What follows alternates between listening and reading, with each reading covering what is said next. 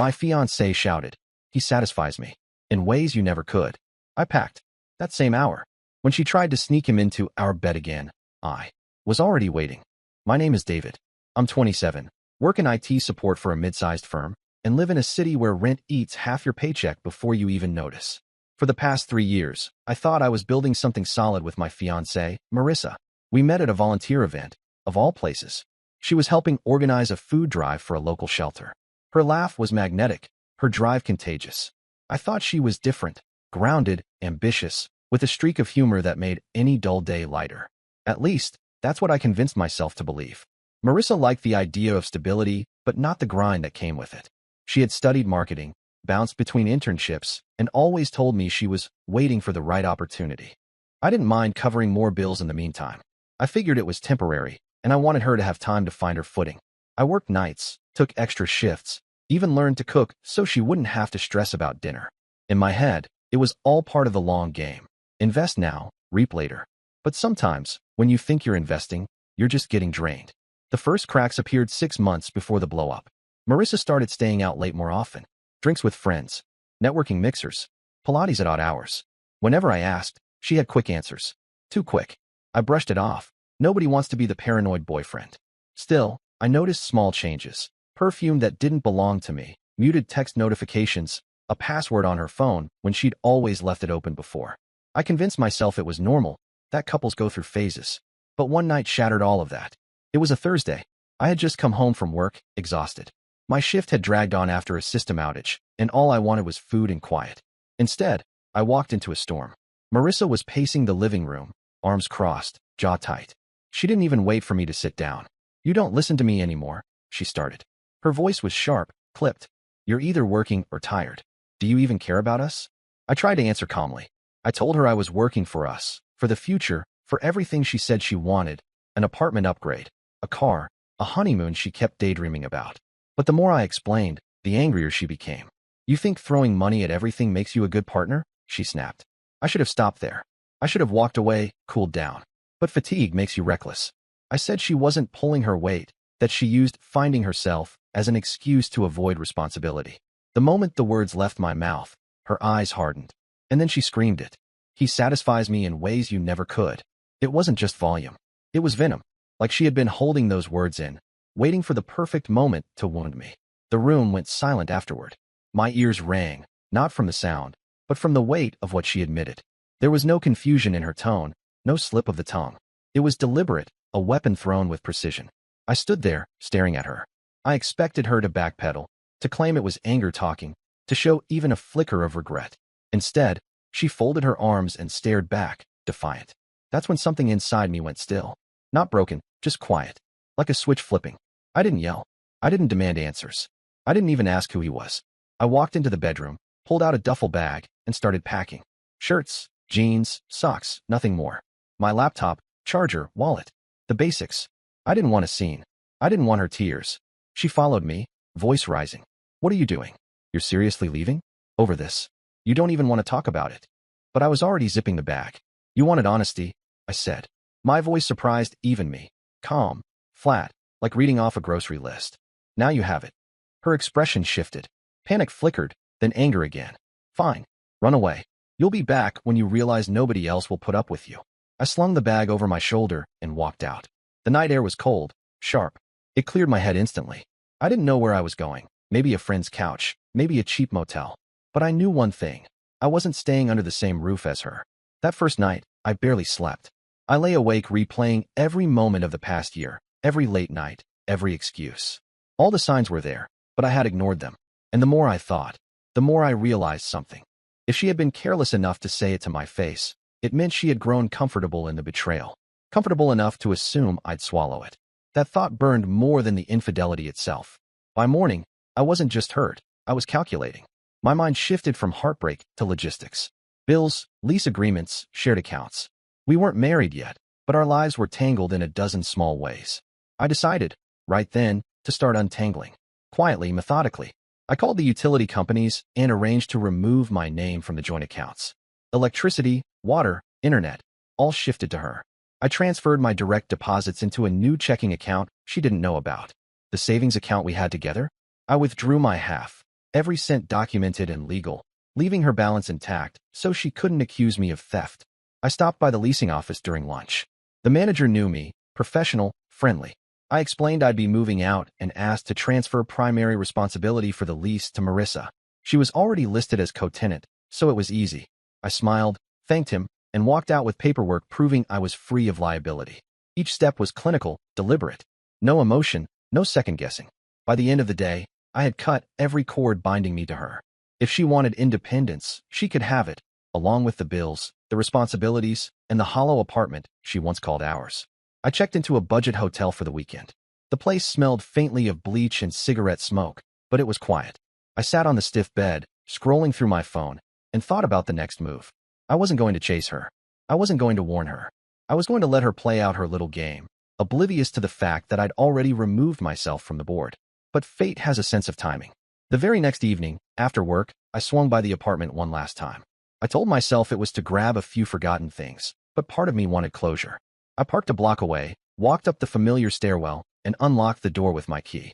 The lights were off, but I didn't step inside. Instead, I stood just inside the entryway, listening. Soft laughter drifted from the bedroom. Two voices. Hers, unmistakable, and a man's. I froze. Not from shock, but from the eerie sense of confirmation. She hadn't wasted a single day. Less than 24 hours after screaming her confession, she had him in our bed. I clenched my jaw, forcing myself not to barge in. Instead, I stepped back into the hall, heart pounding. For a split second, anger surged, a desire to storm in, drag him out, demand answers.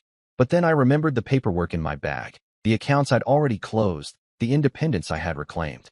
That anger shifted into something sharper. Not rage, not grief. Strategy. I didn't knock. I didn't announce myself. I turned, walked down the stairs, and into the night.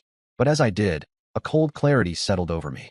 If she thought she could humiliate me, if she thought she could sneak her lover into the bed I paid for, she was about to learn just how wrong she was.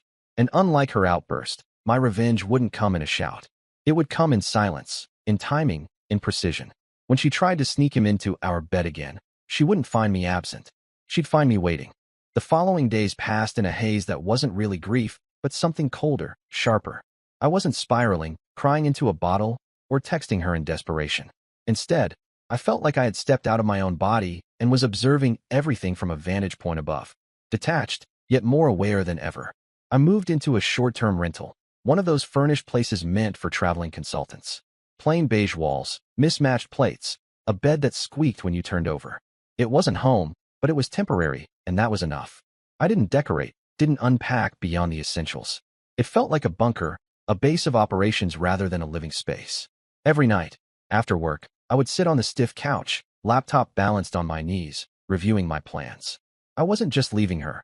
I was dismantling the version of me that had been tied to her. Accounts already split. Lease liability transferred. Mutual friends? I didn't reach out. Let them hear her version first. The more she painted me as the villain, the sweeter the eventual collapse would be when truth surfaced. And then, of course, there was Gregory. The name came to me through simple observation. I still had a key to the apartment. Though I no longer lived there, I didn't immediately return it. That detail mattered. She thought she had privacy, thought she could parade him in and out like nobody would notice. But the universe has a way of aligning small cracks. One Tuesday night, I stopped by, lights on, music humming faintly from the Bluetooth speaker. Shoes by the door that weren't mine. A pair of heavy leather boots, polished but scuffed near the toes. Men's size 11, maybe 12. That detail stuck with me. I didn't announce myself. I slid the key into the lock, turned it just enough to test. The door opened soundlessly. From the hallway, I could hear their laughter, muffled through the bedroom walls. It wasn't painful anymore. It was data. Information to be stored, cataloged, and used later. When I slipped the door shut again, I noticed an envelope resting on the counter. Addressed to Gregory S. in block letters. A utility company bill. That was all I needed. A name. I didn't take the envelope. I didn't need to. I had enough. Back at my rental, I began a new folder on my laptop. Marissa. Inside, subfolders marked financial, lease, contacts, Gregory. Each filled slowly, deliberately, with observations, screenshots, records. Not because I planned to go to court or expose them in a dramatic showdown, but because power comes from information, and I wanted every thread woven into my hands. The funny thing about betrayal is how quickly it becomes routine. Within days, Marissa and Gregory fell into patterns. He parked his car 2 streets over, a dark blue sedan with a dent on the bumper. He carried groceries in brown paper bags, never plastic. He wore a jacket with his company's logo stitched on the back, some minor logistics firm. Every detail made him smaller, more ordinary. He wasn't some mythical rival. He was just a man, oblivious to the fact that the ground beneath him was already shifting. I didn't act immediately. Timing mattered more than action. Meanwhile, Marissa's life carried on as if nothing had changed. She posted selfies, dinner photos, girls' night, snapshots where Gregory's reflection appeared faintly in the glass behind her. It was almost laughable, her attempt at maintaining the facade of independence while tethered to him like a lifeline. She didn't realize yet that the financial support, the safety net, the comfort she took for granted, had vanished. Bills would catch up. Rent would double without my half. Friends would whisper when word spread. But I wasn't satisfied with simply walking away and watching her drown in debt. That would take too long. I wanted her collapse to be sudden, undeniable, and orchestrated with precision. So I set the stage.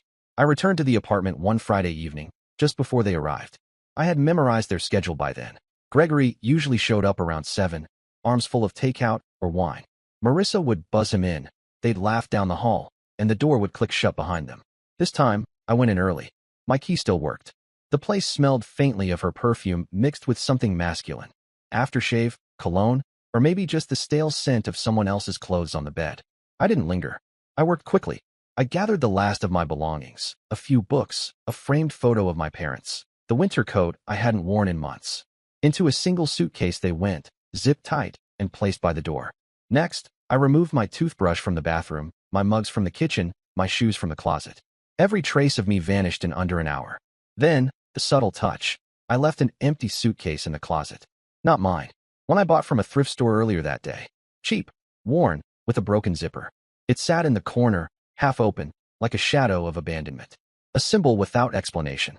The bed, stripped of my side, looked oddly lopsided. I smoothed the sheets anyway, not for them, but for me, to mark the clean break. And finally, I sat down in the chair by the window. Lights off. The room cloaked in the dim glow of street lamps filtering through blinds. I didn't move. I didn't scroll my phone. I waited. At 7 sharp, laughter echoed down the hall. Keys jingled. The door unlocked. They entered, oblivious. Gregory's voice was deeper than I'd imagined. Marissa's giggle was forced, almost shrill, like she was trying too hard to impress. Shoes shuffled across the hardwood. A bag rustled onto the counter. And then, the bedroom door opened. I didn't react. I didn't stand. I sat in the chair, facing the window, back partially turned toward them. The silence stretched for 3 heartbeats before Marissa's laugh cut off abruptly. Gregory's footsteps halted. The air shifted, heavy with realization. They weren't expecting me. They had written me off already. I heard her whisper something, low, urgent, but didn't catch the words. Gregory muttered in response, uneasy. Then, finally, she said my name aloud. I didn't answer. I let the silence do the work. Minutes passed, though it felt like hours. The longer I sat unmoving, the more the tension knotted in the room. Marissa shifted, probably wringing her hands. Gregory cleared his throat once, then twice. Finally, I rose. Slowly, deliberately. I turned just enough for the light to catch my face. Expression calm, unreadable. I didn't shout. I didn't accuse. Instead, I lifted the suitcase by the door, the one with my belongings, and rolled it out into the hall. The wheels clicked softly on the floor, each sound louder than words. As I stepped into the hallway, I paused. My voice was steady, low, and final. The lease is yours now. Bills too. Consider this place exactly what you wanted, yours alone. Then I left.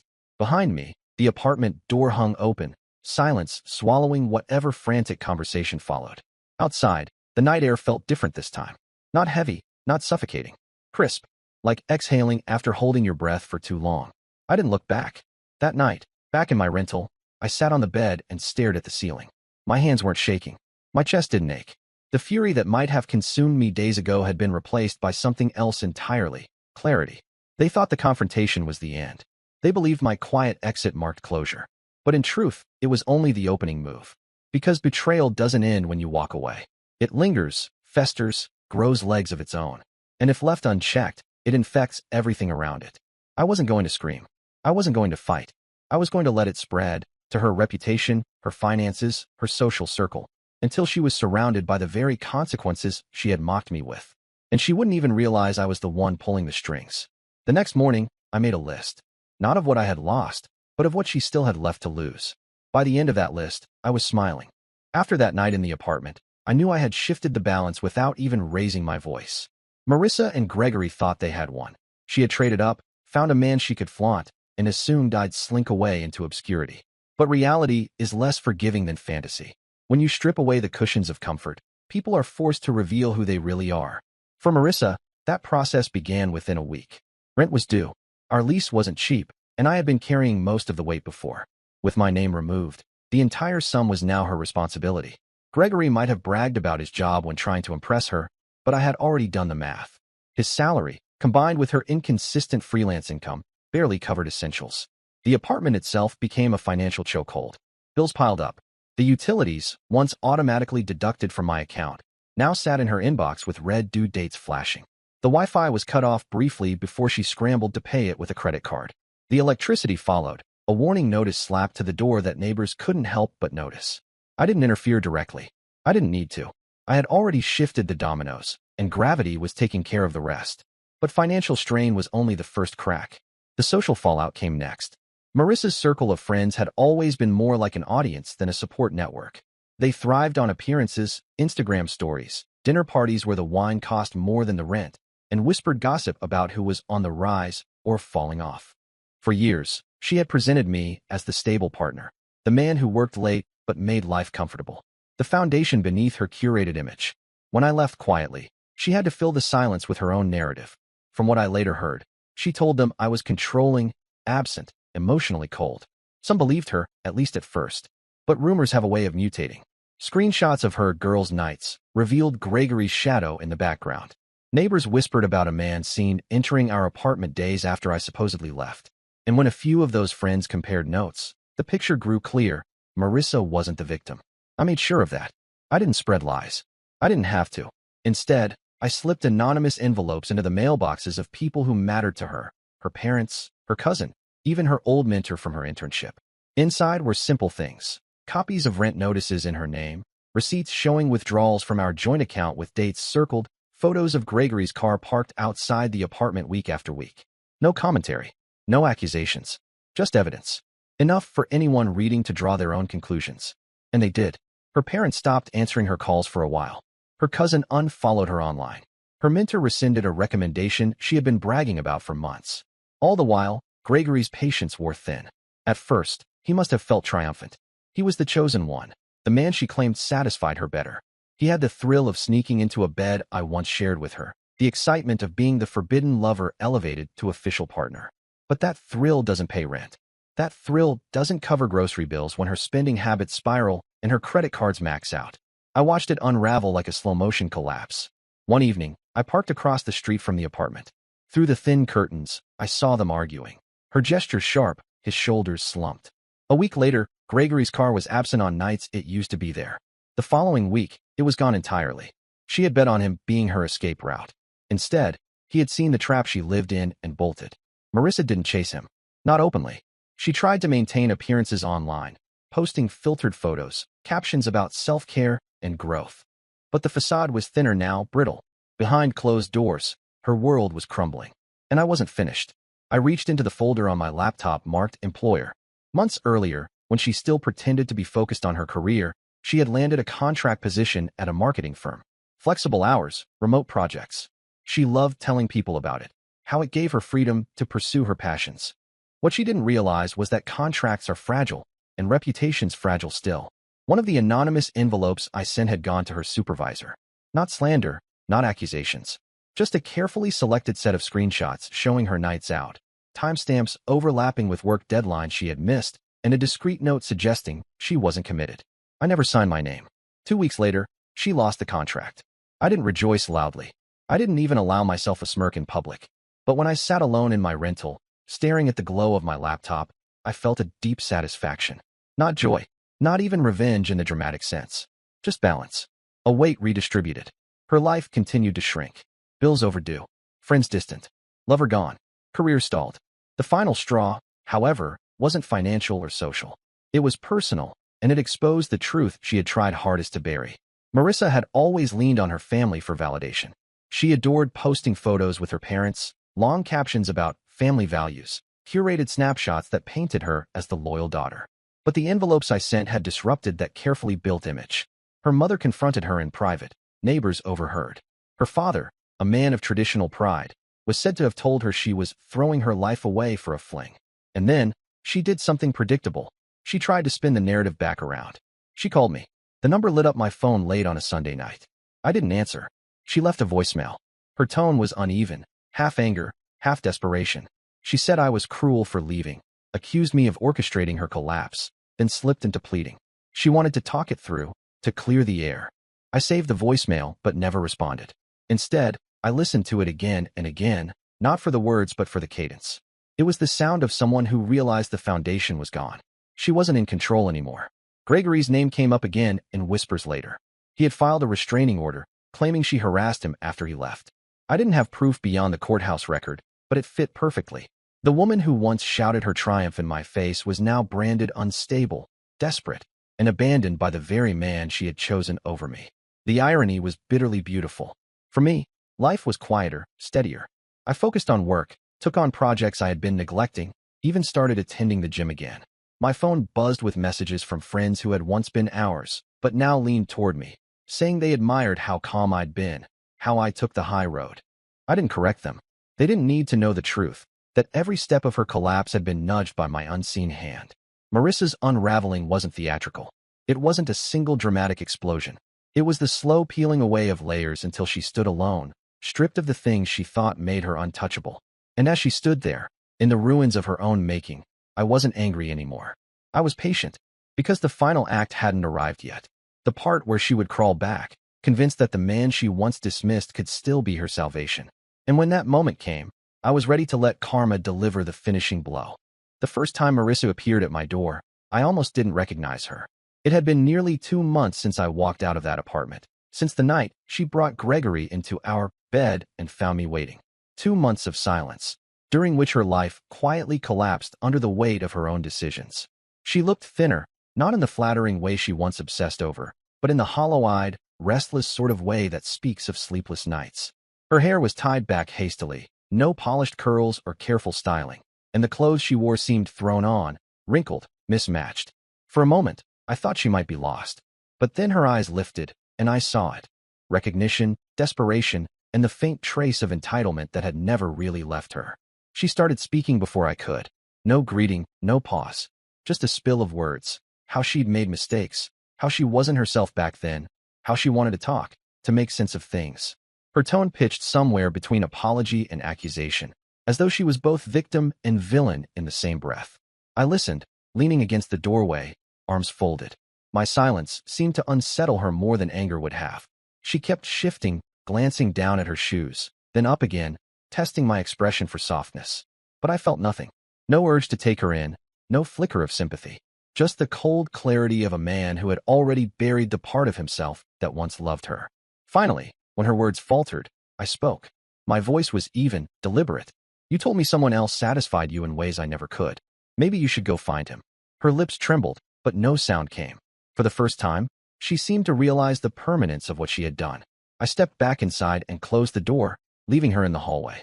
That could have been the end. A clean rejection, a door closed forever. But people like Marissa don't give up on control so easily. Within days, she returned. Once at my workplace, waiting in the lobby until security asked her to leave. Another time outside the rental apartment, pacing near the entrance with her phone clutched like a lifeline. Each time, she tried new tactics, tears, anger, flattery, bargaining. She told me she had changed. She told me Gregory had tricked her. She told me her parents misunderstood. She even tried guilt, saying I had ruined her chances at work by spreading lies.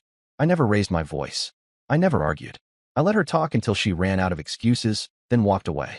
That restraint burned her more than confrontation ever could. Because silence, I had learned, is the loudest weapon. Her third attempt came late at night. I woke to the sound of soft knocks on my door. When I opened it, she was there, mascara smeared, clutching a crumpled stack of envelopes, past due bills, late notices, final warnings. She shoved them toward me like evidence, her eyes wild. I can't do this alone, she whispered. I didn't take the papers. Instead, I nodded slowly, as if acknowledging a truth she had long denied. You wanted independence. Now you have it. And then I closed the door again. That was the last time she showed up in person. From then on, the consequences unfolded without my presence. Eviction notices. A court record of Gregory's restraining order, visible to anyone willing to search. Social media posts stripped of friends, likes, comments. Her once polished life reduced to fragments scattered across public record and whispered gossip. The woman who once screamed in triumph that another man satisfied her better, now couldn't even convince her landlord to give her a week's extension. Meanwhile, my life grew steadier. I wasn't suddenly wealthy or celebrated, but I was free. My job, once just a paycheck, became an anchor. I poured energy into it, climbing toward a promotion. I met new people outside the shadow of her world, building friendships that weren't poisoned by deceit. For the first time in years, my evenings belonged entirely to me. One evening, months later, I heard from a mutual acquaintance. Marissa had moved back in with her parents after the eviction. Her father had made it clear, no financial bailouts. If she wanted stability again, she would have to earn it. But jobs were harder to come by now, especially with her reputation stained and references withdrawn. Gregory, from what I gathered, had cut ties completely. Word was, he moved to another city, perhaps to escape the mess she had tried to drag him into. I didn't care enough to confirm. His role in the story was finished. The true irony came when I learned she was warning other people about toxic partners, casting herself as a survivor of manipulation. She never named me outright, but the insinuation was there. Yet nobody seemed convinced. Too many people had seen the truth unfold piece by piece. Her credibility was gone, not because of my words, but because of her own. And that, I realized, was the essence of karma. It wasn't about dramatic revenge scenes or explosive confrontations. It was about watching someone's choices circle back until they were cornered by the consequences they once thought they were immune to. For me, closure wasn't a single moment. It wasn't slamming a door in her face or hearing about her eviction. It was the slow understanding that I didn't need to act anymore. Karma had taken over, and it was more ruthless than anything I could have orchestrated. Months stretched into a year. By then, I had moved into a new apartment of my own. Bright, uncluttered, free of ghosts. I met someone new, Hannah, a coworker who valued honesty over theatrics, patience over drama. With her, conversations were simple, evenings calm, and trust unshaken. I never told Hannah the full story of Marissa, at least, not in detail. All she knew was that I had been engaged once, and it had ended badly. That was enough. The past didn't define me anymore. But sometimes, late at night, I'd remember that shout, that raw moment when Marissa bared her betrayal in the cruelest way possible. And I would think about how different the story might have been if I had reacted with rage, or if I had begged, or if I had clung to her. Instead, I chose silence. I chose patience. I chose to wait in the dark, to dismantle ties one by one, to let her trap close around herself. And in the end, she destroyed herself far more thoroughly than I ever could have. That was the final lesson she gave me, that the cruelest revenge is not what you do to someone, but what you allow them to do to themselves when their true nature is exposed. So when I think of her now, I don't feel anger or sadness. I feel nothing at all. She shouted once that another man satisfied her better. Now, she has nothing left but the echo of her own words. And that's the story. If you're still here, that means you're one of us. So go ahead, hit that subscribe button. I drop new chaos every single day, and trust me, tomorrow's story, it's even worse than this one.